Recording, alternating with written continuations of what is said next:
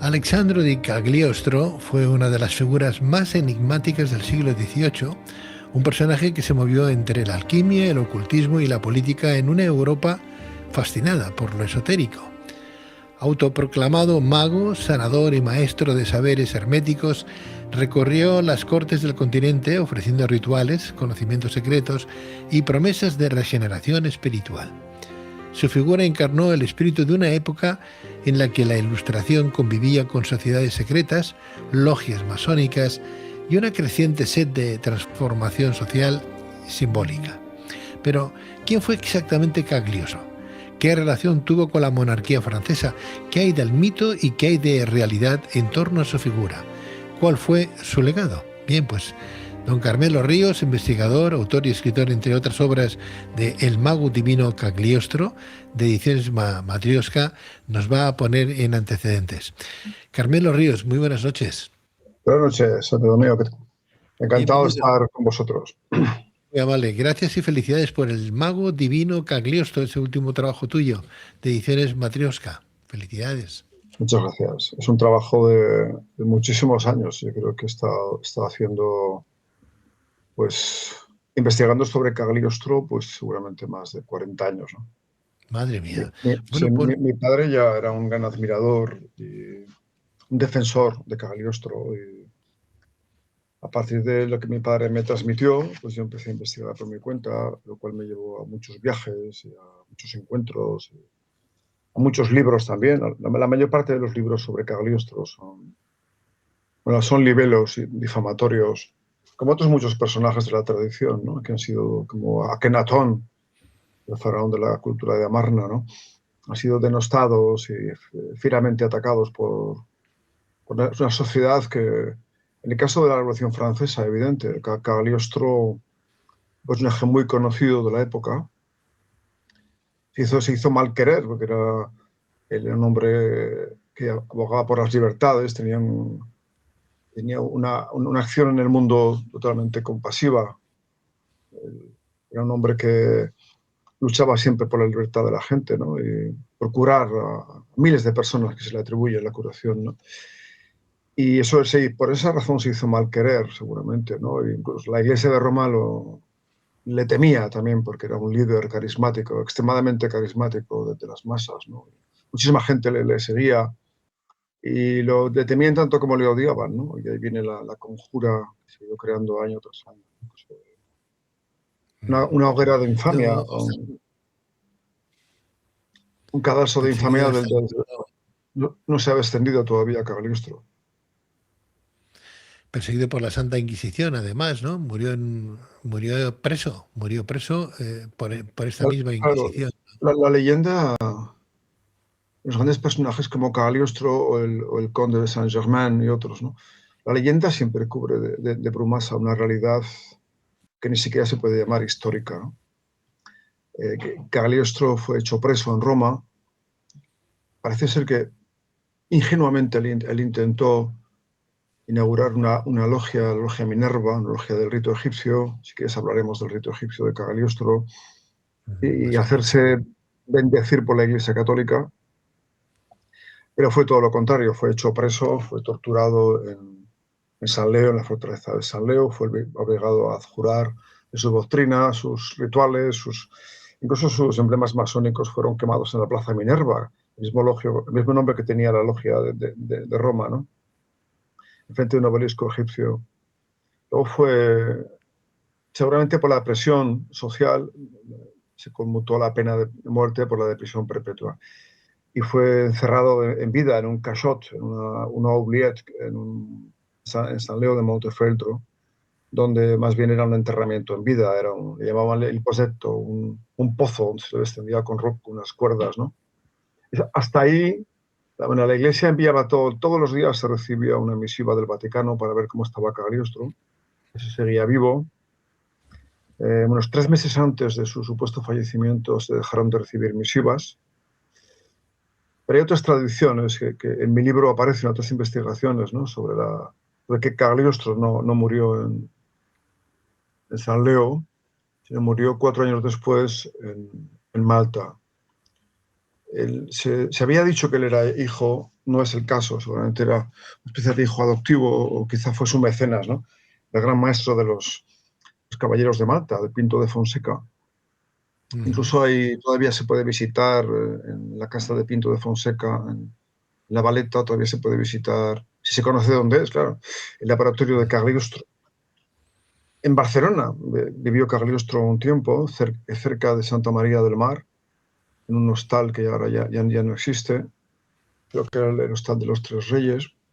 Vivió también en Sevilla, vivió en Madrid, vivió en Carmelo, Valencia. lo que no se acaba de entender es que este hombre que estuvo muy cerca de la burguesía, del monarca, ¿no? De los reyes, que estuvo en una viviendo en una época en la antesala de lo que sería luego el adiós a la monarquía, ¿no? Adiós a la monarquía y viva la república, ¿no? Eh, ¿Qué es lo que hizo de mal para que le dieran la espalda a todos? Porque al principio era sanador, era mago, lo invitaban, lo llamaban, y acabar de esa manera, ¿qué es lo que hizo que enturbiera tanto su figura, su trabajo? ¿Qué es lo que ocurrió? Pues precisamente lo que anunciabas ahora, ¿no? Él era un defensor de la República. eh, Literalmente él era un emisario de la francmasonería de la época. Se ha especulado mucho, se han escrito muchos libelos sobre la supuesta relación directa con la Revolución Francesa. En realidad hay que estudiar bien la historia de cómo aconteció la Revolución Francesa, cuáles fueron los motivos reales que llevaron a ese levantamiento popular, literalmente, ¿no? contra la monarquía, ¿no? Prácticamente contra los Borbones, literalmente contra los capetos franceses, ¿no? Cagliostro era muy odiado, como te decía antes, porque era un líder carismático. Primero, cuando fue hecho preso en la Bastilla durante casi 9 meses por una acusación falsa Hablas del collar. de haber conspirado en el famoso asunto del collar de la reina María Antonieta. Él escribió ahí un libro extraordinario, La memoria del conde de Cagliostro acusado, un libro magnífico, verdaderamente un canto de alabanza a la tradición espiritual. Y él salió fortalecido, a pesar de que no se pudo comprobar en absoluto su relación, más bien al contrario, el asunto él había avisado al cardenal de Rohan de que todo aquello el asunto del collar era una estafa. Entonces Luis XVI, el hombre frívolo, un hombre preocupado, como decía el conde de Saint-Germain, a vos 1000 euros importa más los pasos de un minueto y la vida de las cortesanas que todos los asuntos de Estado. Esas palabras se podían actualizar en este momento, ¿no? Vida de cortesanas, eso se podían actualizar en este momento, ¿no? Cuando los reyes se comportan como esclavos de sus pasiones. Reyes que son esclavos, ¿no? De sí mismos, ¿no? Y Luis XVI, a pesar de las profecías que le había hecho el conde de Saint-Germain, que le dijo que como no hiciera algo, como no cediera parte de su poder, una barra de pan costaba el salario de un mes, la gente pasaba hambre mientras se dilapidaban fortunas inmensas en ordalías, en fiestas, en Versalles, ¿no? Y en mantener la vida de la burguesía. El pueblo no tenía ningún poder y al final pues ocurrió lo inevitable, ¿no? Lo que nunca tenía que haber ocurrido, que fue una matanza que no se sabe si cambió mucho las cosas, ¿no? Cagliostro vaticinó la llegada de un líder popular. Eso es importante recalcarlo. Él pronosticó la llegada de un líder que salía del pueblo. Seguramente se refería a Napoleón Bonaparte. Y hay una leyenda de que Cagliostro era el maestro espiritual de Napoleón Bonaparte. Napoleón, como sabemos, él viajó a Egipto. Egipto se lo debemos a Napoleón, a la campaña de Egipto, ¿no? Cuando fue a luchar contra los mamelucos. Todos los templos que encontraron y sobre todo la piedra de Rosetta, que fue más tarde traducida por Champollion y que permitió el acceso parcial al lenguaje de los egipcios, ¿no? Había una logia bajo las estrellas, la logia Isis de El Cairo. En esta logia bajo las estrellas quiere decir que no estaba afiliada a ninguna gran logia. En esa logia fue iniciado Napoleón. Se supone que por uno de sus mariscales, el mariscal Jean-Marie Glebert, que fue iniciado, ¿no? Y se cree que efectivamente fue Napoleón quien visitó, casi al final de su vida, cuando Cagliostro, con las piernas destruidas en silla de ruedas en Malta, recibió la visita de Napoleón, él había intentado ya liberarle. Había intentado liberarle en su llegada a Italia, ¿no? Cuando Napoleón llegó a Italia, primero que hizo fue procurarse todos los archivos del proceso contra los templarios, que luego se devolvieron a Roma, ¿no? Pero intentó liberar. O llegó demasiado tarde y estaba muerto, o simplemente no estaba ahí. Se dice que Napoleón lo visitó en Malta y que Cagliostro le vaticinó su futuro, pero le previno sobre la vanagloria, sobre el ego, ¿no? Le previno sobre el orgullo, ¿no? Que efectivamente le iba a costar la vida a Napoleón, ¿no? El hecho de que Cagliostro fuera tan mal visto es porque él agitaba a las masas a favor de la libertad, de la igualdad y la fraternidad. Se hizo muy mal querer por la Casa Real francesa. ¿Era conde de verdad? ¿Era conde? Es muy posible que fuera conde. Mira, sabemos muy poco de la vida de Cagliostro. No sabemos siquiera, aunque se han escrito muchísimos libros sobre Cagliostro, hay muchísimos estudios, películas. La película famosa de Orson Welles, en la que lo interpreta magníficamente, por desgracia, basándose en un libro difamatorio, en el libro de Memorias de un mago, de un amarillista, un escritor amarillista que siempre intenta agradar a la burguesía y a la realeza, ¿no? Y además es un hombre que tenía un poder en el habla, cuando hablaba. Él curaba a la gente hablando. Esta es la famosa película de Orson Welles. Luego también hubo otra película también que lo refleja, de Pierre Carpi, Cagliostro, mucho más versada, mucho mejor hecha, una película sobre Cagliostro. Y recientemente una película de Doctor Strange, una película tremenda, extraordinaria, la primera película, en la que aparece el libro de Cagliostro.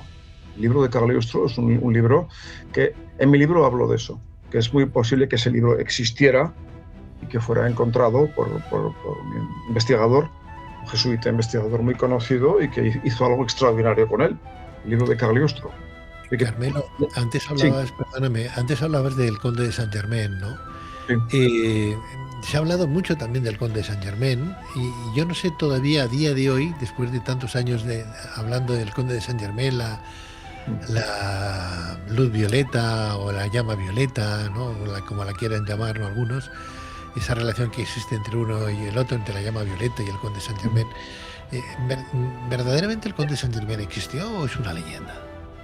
Existió porque, a pesar de que había un incendio en el Palacio de las Tullerías, acabó prácticamente con todos los archivos de la policía sobre el conde de Saint Germain, porque era sospechoso, lo estaban buscando, era alguien que le consideraban un espía. A pesar de que se quemó, existe muchísima documentación todavía sobre el conde de Saint Germain. Me gustaría poner entre paréntesis que el verdadero conde de Saint Germain, y no evidentemente el personaje creado en California por la familia Prophet y el movimiento IAM. Es evidente que si hablamos de lo que es la llama violeta del conde de Saint Germain, lo que se llama el séptimo rayo, yo me baso más bien en las obras de Alice Bailey, que es uno de mis estudios fundamentales en mi vida, ha sido siempre la escuela arcana de las obras de Alice Bailey, y el séptimo rayo, y es precisamente el rayo del conde de Saint Germain, que es la magia ritual, la teurgia y la magia ceremonial, ¿no? Y es un rayo que se ha activado ahora, ese rayo va a ser activado ahora, incluso hasta la ciencia está diciendo que hay un rayo que está llegando a la Tierra, un rayo de luz al que llaman Amaterasu, fíjate, ¿no? Es una divinidad japonesa de la luz, ¿no? Y es evidente que está habiendo un gran cambio, ¿no? Y precisamente ahora hay mucha más luz que antes. Por eso nos enteramos de todo. Yo no creo que ahora haya más corrupción. Ahora nos enteramos literalmente de que hemos estado viviendo encima de un estercolero, literalmente, ¿no? Encima de un estercolero. Hemos estado viviendo en todos los ámbitos sociales, económico, religioso, científico, político. Hemos estado viviendo encima literalmente de un cementerio, ¿no? de inocencia, ¿no? Y ahora nos enteramos, al día siguiente estamos enterándonos, porque hay mucha más luz disponible. Es cierto que también hay, como en todas las épocas, ocurre que ahora como el caso de Cagliostro, se hizo muy mal querer porque él desvelaba las imposturas, él levantaba el dedo, señalaba cuando había una impostura. En Primero él hizo en Estrasburgo un hospital gratuito. Se supone que curó gratis a miles de personas. Además, curaba por procedimientos muy naturales. Se hizo muy mal querer porque él denunció la existencia de una facción corrupta de las fuerzas de seguridad del Estado, imagínate, ¿no? Es decir, que inventaban personajes, inventaban pruebas falsas contra gente. Claro, se puso en el punto de mira, es evidente, ¿no? Pero vamos, das cuenta, hasta qué momento podemos actualizar todo eso, ¿no? Como lo vemos en el periódico todos los días. Esos mismos hechos, ¿no? De que están haciendo, que ahora esos regueros de pólvora los vamos descubriendo poco a poco, ¿no? Cagliostro Salen a siempre la luz, operaba... Sí, dime, perdón. perdona, Carmelo, salen a Es la que, luz hoy los temas que quieren que salgan, porque no me voy a remitir a nada, pero clasificar ahora cosas que ocurrieron hace un montón de años atrás para un poco, pues, como dirían los romanos, pan y circo para despistar lo que está haciendo el gobierno actual en este país. Pues hombre, ¿qué quieres que te diga? Yo creo que es... estoy seguro de que es tal como lo dices. Y que además, y pienso, mira, que cuando uno va caminando y mira hacia atrás, se queda parado. No le queda más remedio que pararse, ¿no? Detenerse, ¿no? Y que el ser humano tiene que mirar al futuro. Tenemos que mirar, si queremos avanzar, tenemos que mirar, hay que tener la mente dentro de 1000 años, ¿no? Dentro de 1000 años. Porque podemos coagularnos. España es un país que ha sufrido mucho, yo tengo una gran admiración, ha sufrido mucho. Hemos sufrido dictaduras, hemos sufrido curias clericales corruptas, injusticias, un tirano tras otro, un sátrapa, un ladrón tras otro en España, ¿no? Yo confío mucho en el carácter que tenemos los latinos, ¿no? Cuando veo que las personas, a pesar de todo, ¿no? Se levantan por la mañana con entusiasmo, con positividad y van al trabajo y buscan la esperanza todos los días, ¿no? Cada día, a pesar de que las vidas sean complicadas económicamente, a veces por la salud, por la familia. Pero el ser humano es muy potente, tenemos mucha potencia y hemos sobrevivido. Puedes encontrar seres humanos en la Antártida, en el Ártico, en el desierto, en el Kalahari. Puedes encontrar seres humanos, ¿no?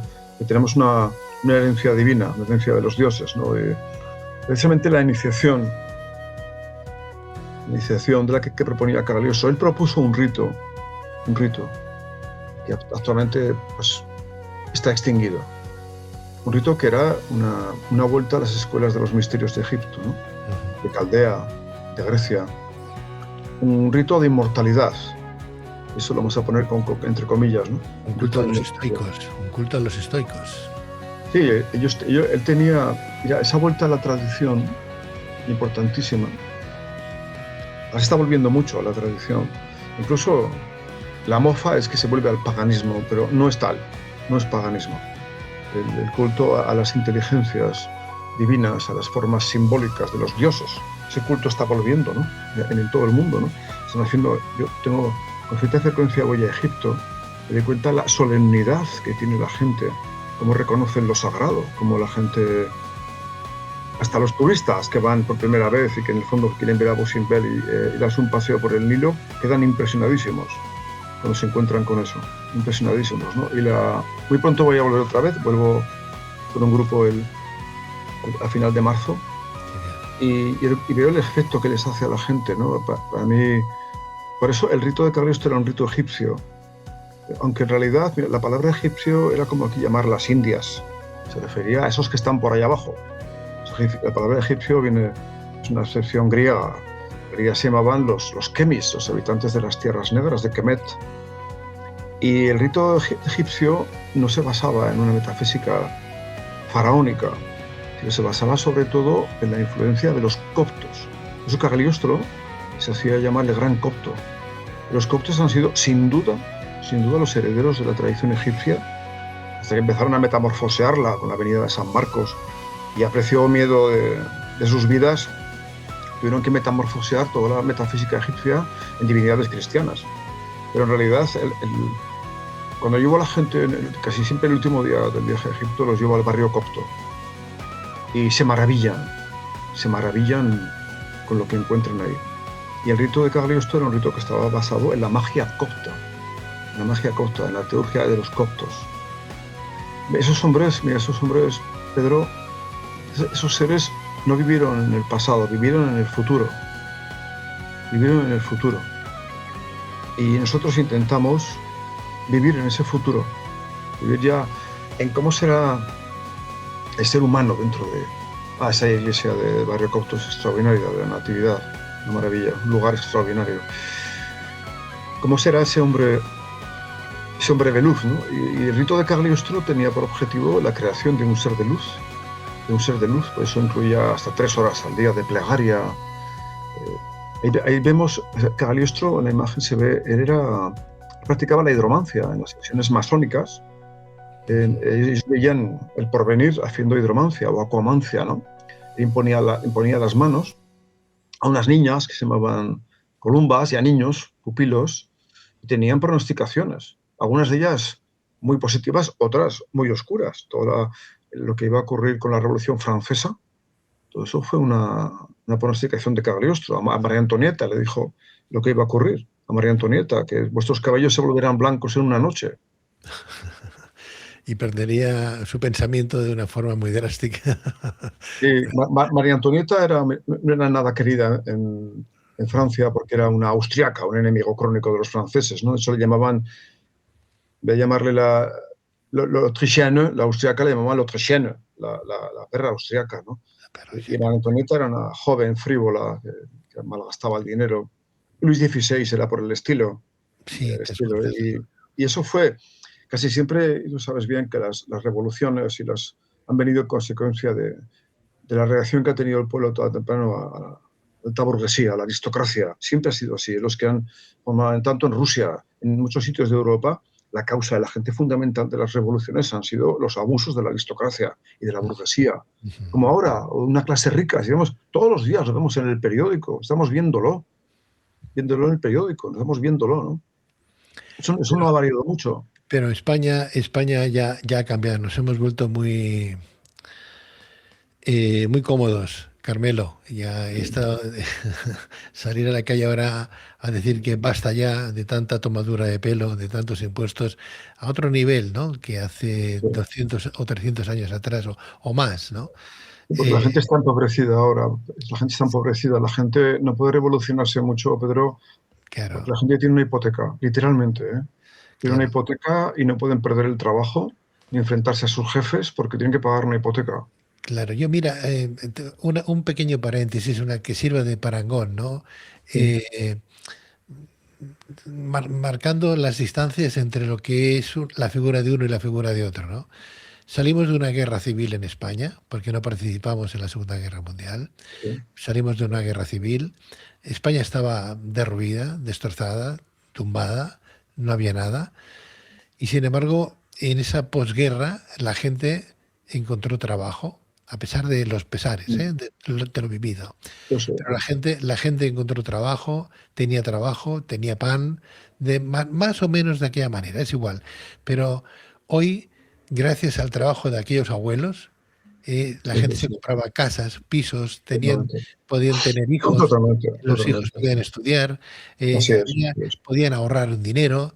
Te estoy hablando saliendo de una guerra civil que estaba todo derruido. Hoy, sin haber pasado por una guerra de nuevo, sin tener nada destrozado, sino simplemente algunas infraestructuras que no están al día, etcétera, etcétera, y que muere gente por la desidia de los políticos, de los que mandan, por la burguesía, bla, bla, bla, bla, ¿no? El dinero. Hoy no llegamos a final de mes. Hoy la gente, ¿qué ciudadano puede comprarse un piso o vivir de forma cómoda y no ha salido de una guerra? Porque estamos entrando en un momento donde hay muchísimos esclavos remunerados. Es decir, ahora es una esclavitud remunerada, ¿no? Y el hombre tiene miedo, el ser humano tiene miedo al futuro, tenemos miedo a... Yo creo que actualmente, no solamente en España, yo viajo bastante y es en todo el mundo, ¿eh? Sí. Es en todo el mundo que se produzca... Porque en Francia está casi peor que aquí. En Francia hay casi un estado fallido en algunas zonas. Te decía lo de la economía española. Mucho de la economía española de los años 60 se produjo porque muchísimos españoles tuvieron que irse a vivir al extranjero y trajeron mucho dinero a España, ¿sabes, no? Y luego el boom del turismo, a pesar de la policía de playa, que puso una policía de playa, una guardia civil de playa, porque estaban las suecas, ¿te acuerdas? Y sí, un gran ascenso de la economía tuvo que ver con el dinero que mandaba mi familia, que eran emigrantes, ¿no? Que Sí, mandaban sí. dinero, y el turismo, ¿no? Hasta los 60 más o menos. Y yo todavía viví los ecos del franquismo. Esta conversación no habíamos podido llevarla. ¿Qué va? Esta conversación habíamos acabado tú y yo encerrados en algún sitio, ¿no? Seguramente, Seguro, ¿no? seguro. Bueno, nosotros que llevamos haciendo este programa, este año hará 37 Sí. años, fíjate si hemos hablado de Madre mía, cosas, madre de mía. cosas que a día de hoy o en otra época con otra gente, pues no sé dónde estaríamos, ¿no? Pero ya no solamente desde el punto de vista político, sino incluso desde el punto de vista religioso. Carmelo, Estaríamos en el exilio o en prisión, en el exilio, ¿no? Estaríamos, ¿no? Esos son seguramente, personajes que tanto buscamos, muchos de ellos han vivido eso, que yo me digo, eran mucho más inteligentes que nosotros, mucho más pobres, mucho más perseguidos que nosotros. Y, porque entonces les iba la vida, hasta se iban. Bueno, ¿qué te puedo decir? Seguramente también ahora a muchos les va la vida, seguramente. Pues no seguro. nos enteramos, pero casi seguro que Déjame que muchos de estos voy a los apagan recomendar. también, ¿no? Voy a recomendar el libro, el último trabajo de Carmelo Ríos, investigador y autor y escritor de esta magnífica obra, El mago divino Cagliostro, de Ediciones Matrioska. El mago divino Cagliostro de Carmelo Ríos. Carmelo, gracias, como Ha siempre. sido una alegría hablar contigo y me gustaría hablar mucho más. Creo que tenemos igual pronto otro programa, ¿no? Me gustaría que la gente leyera este libro, primero porque es el libro que más he sufrido escribiéndolo. Muy bien. Tuve que leer muchísimos libros que me dolía el corazón leerlos. Cuando se ha infamado, difamado, ultrajado tanto a alguien, a una persona así. Y sin embargo, la cantidad de luz, la cantidad de esperanza que puede dar la vida de alguien así, ¿no? Y luego el libro es un libro de alquimia, literalmente está lleno de alquimia por todas partes, ¿no? Y viajes a Egipto, ¿no? Entonces lo recomiendo mucho. Hace poco lo he leído y me ha gustado mucho. Vamos vamos Lo leí y me digo, está muy bien, venga, es un libro muy interesante.